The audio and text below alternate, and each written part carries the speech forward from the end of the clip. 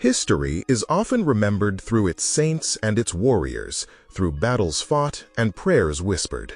But hidden behind gilded doors and painted ceilings lies another story, the story of ambition, corruption, and forbidden desire that shaped the destiny of empires.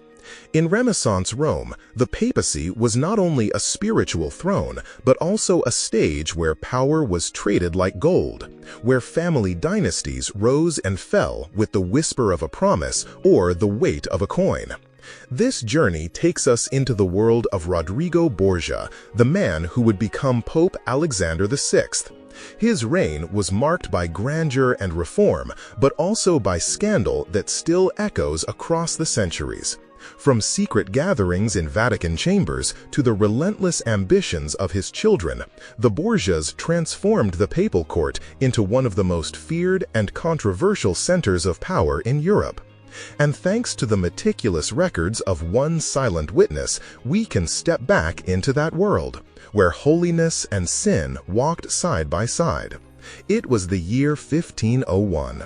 Within the sacred halls of the Vatican, shadows flickered across marble columns as candlelight glowed against ancient stone. The air was heavy with incense and something far more intoxicating, an atmosphere of secrets and indulgence.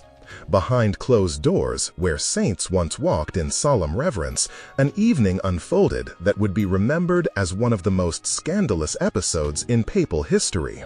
In the private chambers of Cesare Borgia, son of Pope Alexander VI, courtiers and companions gathered for a night that chroniclers would later record in hushed, uneasy tones. Some of these accounts survived only in guarded Vatican diaries, preserved for centuries like forbidden confessions hidden beneath layers of prayer. To understand how such a moment was possible, we must first return to Rodrigo Borgia's beginnings. Born on January 1, 1431, in the Spanish town of Xàtiva near Valencia, Rodrigo's path was shaped by family. His uncle, Alfonso de Borgia, rose through the church hierarchy until, in 1455, he was elected Pope Calixtus III. With that single event, Rodrigo's destiny was sealed. At the age of 25, he was elevated to the rank of cardinal deacon, not because of a divine calling, but because of nepotism, a force that coursed through church politics like blood through veins. Rodrigo arrived in Rome with ambition blazing in his eyes. The city he entered was a contradiction.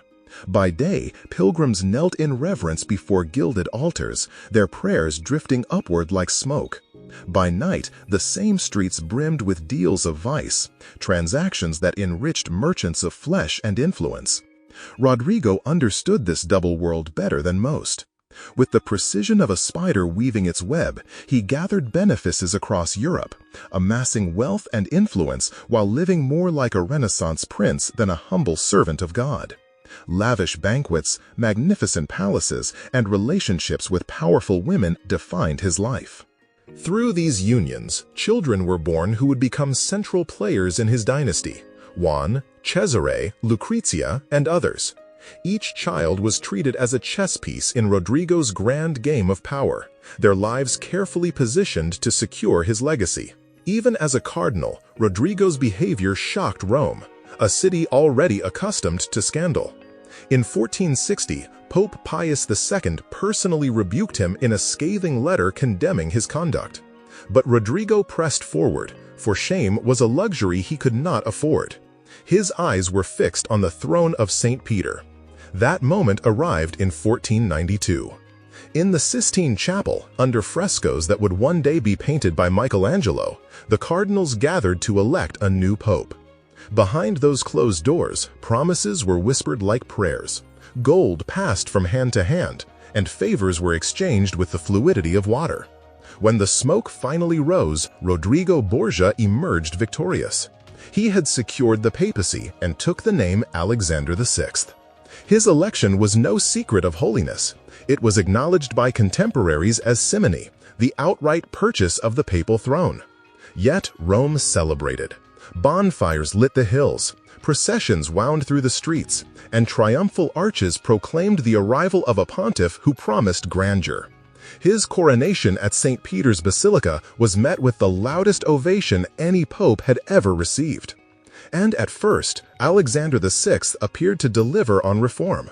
He restored order to Rome's chaotic streets, plagued by hundreds of assassinations. He created new magistrates to maintain peace and personally listened to grievances, dispensing justice with efficiency that surprised even his critics.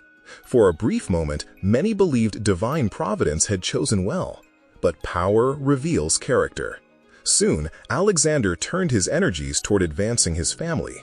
Titles, dukedoms, and ecclesiastical positions were distributed to his children. Juan was made Duke of Gandia and tied to Spain's royal family through marriage. Cesare, barely 18, was appointed Archbishop of Valencia and elevated to cardinal. These were not spiritual callings, they were stepping stones for dynastic ambition. The papal apartments during Alexander's reign became infamous. Banquets stretched late into the night, accompanied by entertainments that blurred the lines of propriety even by Renaissance standards. Julia Farnese, Alexander's mistress, renowned throughout Rome as La Bella for her extraordinary beauty, walked Vatican corridors with freedom equal to any cardinal. Her presence was a constant reminder that vows of chastity had long been overshadowed by worldly desire. Amid all this excess moved Johann Burchard, the papal master of ceremonies. Born around 1450 and trained in canon law, Burchard was a quiet man with a sharp memory. Serving under 5 popes, he recorded his experiences in a diary he called the Liber Notarum. His writing was dry, matter-of-fact, and precise, more like an accountant's ledger than a historian's tale. But it was this very style that gave his work weight. He documented every papal ceremony and, with equal precision, noted the scandals that unfolded behind closed doors. Burchard was uniquely positioned. He was neither powerful enough to participate in corruption, nor insignificant enough to be excluded from its sight. Like a shadow cast by candlelight, he slipped unnoticed through Vatican halls, witnessing moments others would have concealed. Cardinals confided in him about rituals, forgetting his presence during private affairs. His invisibility became his greatest strength, allowing him to chronicle events that many would have preferred forgotten. And so, through Burchard's eyes, history preserved the contradictions of Alexander VI's reign, a papacy that began with reform but descended into an era where ambition, family, and desire intertwined with the sacred office of the Church. His writings remain a testimony, not of legend or exaggeration, but of fact, a window into a time when the Vatican was as much a battlefield of power as any kingdom in Europe. If you've enjoyed uncovering these hidden chapters of history, don't forget to like this video, subscribe for more deep dives into the past, and share in the comments where you're watching from. Across time and distance, we remain connected by our curiosity, exploring together the forgotten truths that shaped our world. By the late 1490s, the reputation of the Borgia family had begun to attract sharp criticism across Europe.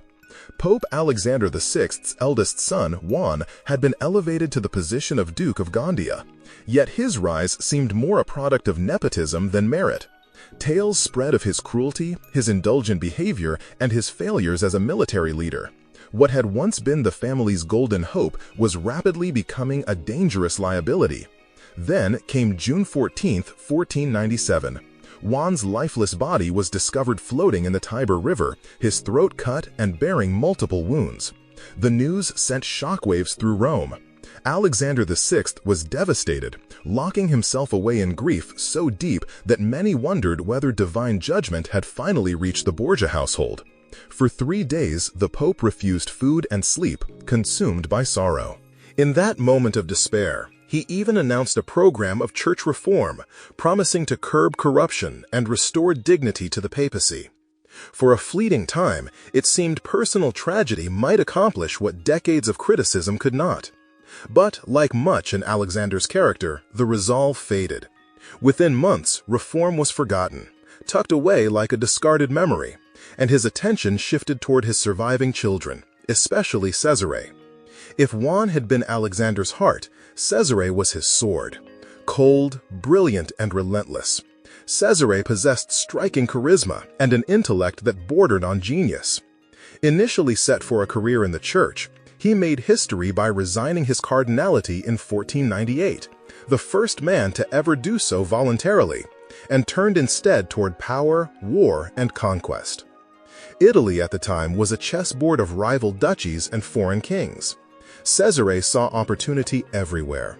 When King Louis XII of France sought papal approval for the annulment of his marriage, Alexander seized the chance.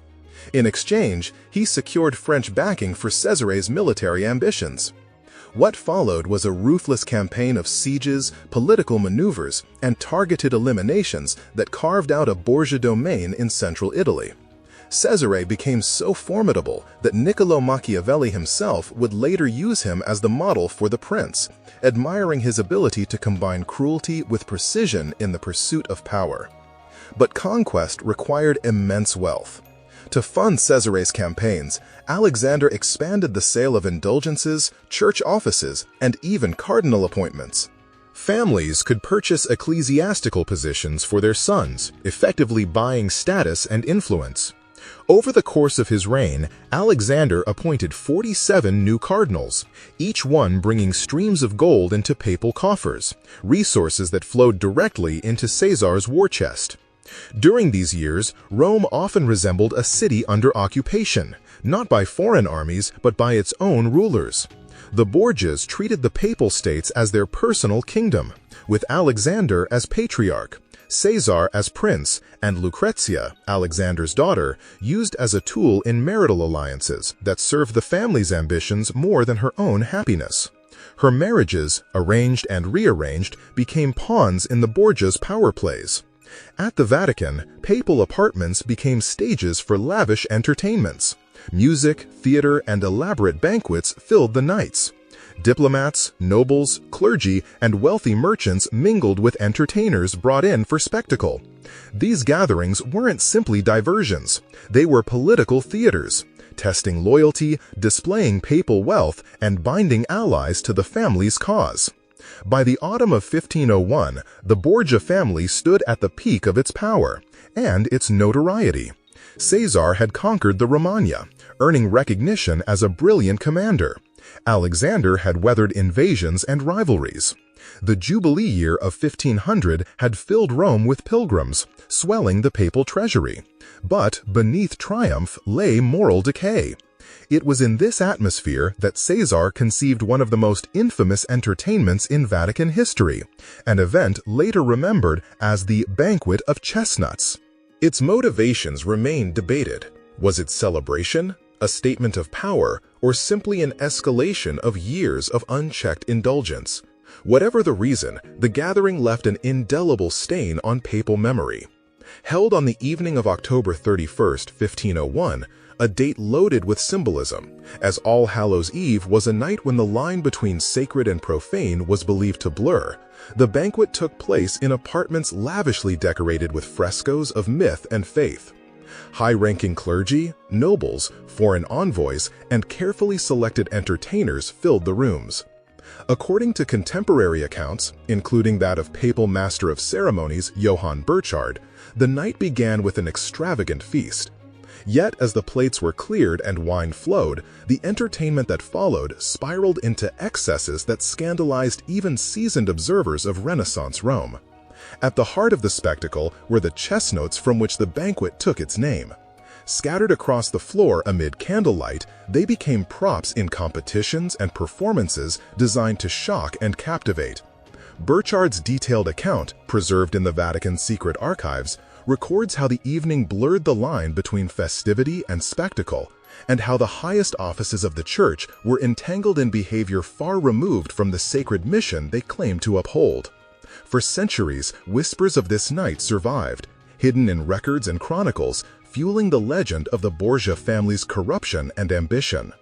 Whether exaggerated or not, the story of the Banquet of Chestnuts remains one of the most infamous episodes in papal history, a symbol of how unchecked power and unbridled ambition can corrode even the holiest of institutions.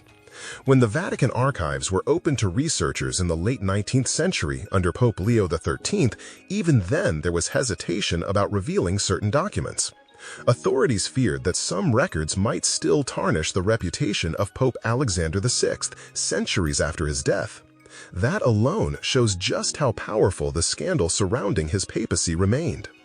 The morning after what became known as the infamous Banquet of the Chestnuts, life in Rome appeared normal on the surface. Pilgrims still flocked to St. Peter's Basilica, cardinals went about their duties, and the Pope himself held audiences as though nothing had happened. But whispers spread quickly. Servants, guards, and attendants carried the story beyond the palace walls. Soon, ambassadors and diplomats were sending letters across Europe, and shockwaves rippled through courts that were themselves far from innocent. Even rulers who tolerated excess in their own households were stunned that such behavior had unfolded in the Vatican itself. Reformers seized on the scandal. In Florence and elsewhere, church critics claimed this was undeniable proof of corruption at the very heart of Christendom.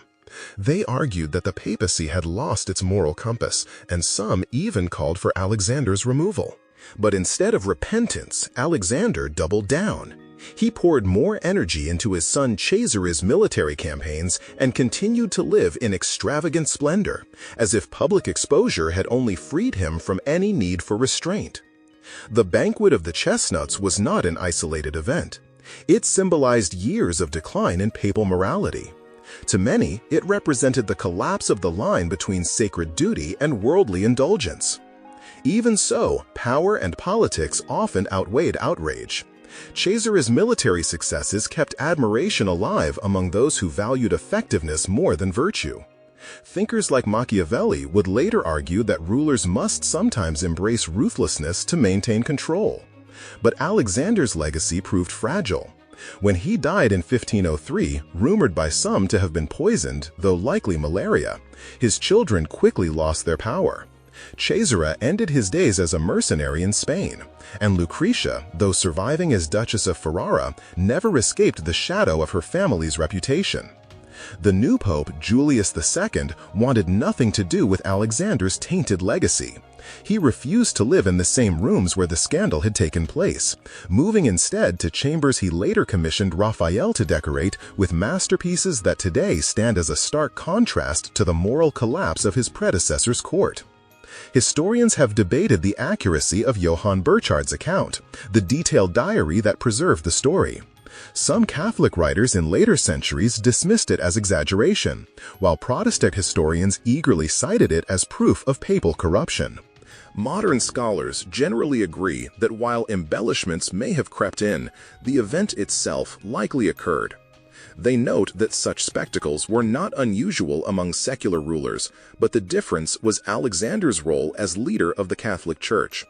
That contradiction is what made the scandal so explosive.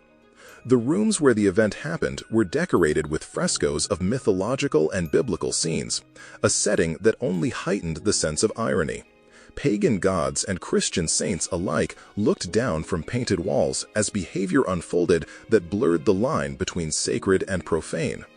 Architectural details of the papal apartments, with their multiple chambers and soundproofed walls, explain how such gatherings could occur without immediately attracting wider attention. For centuries, the Vatican tried to keep such documents hidden, restricting access to only a few researchers. Yet the evidence still survived, and the story continued to resurface. Diplomatic letters from the time confirm that something shocking indeed happened.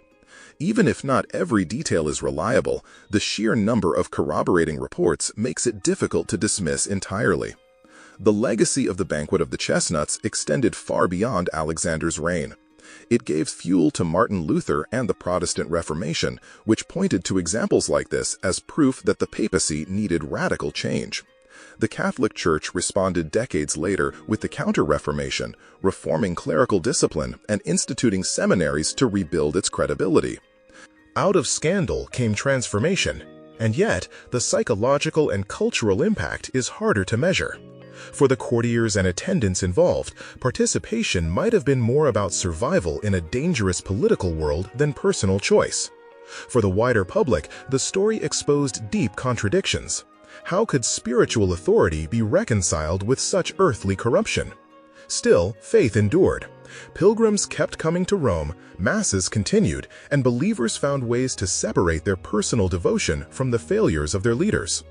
Today, that October night in 1501 stands as a turning point in history. It illustrates the tension between spiritual ideals and worldly ambition. It shows how unchecked power can erode the dignity of sacred office. And it serves as a reminder that institutions, no matter how holy in principle, are made of human beings capable of both greatness and failure. As viewers look back across 5 centuries, they see not only a scandal, but a warning. The chestnuts scattered across the Vatican floors became symbols of what happens when power loses its moral anchor. The event may have ended before dawn, but the questions it raised about faith, corruption, and the nature of authority continue to echo through history.